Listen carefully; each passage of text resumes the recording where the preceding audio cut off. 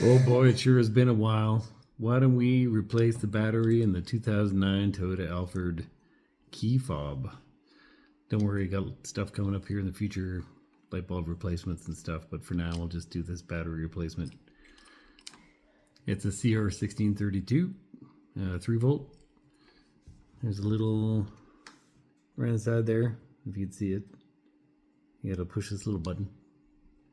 Boop. And then pull out the mechanical key. And you just use your mechanical key to work this open. And voila.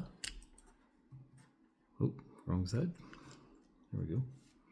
There it is. There's the battery. You can see it.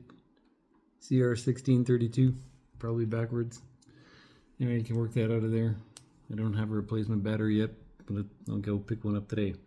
That's how you get to the battery in the 2009 Toyota Alphard Key Fob. Have a great day.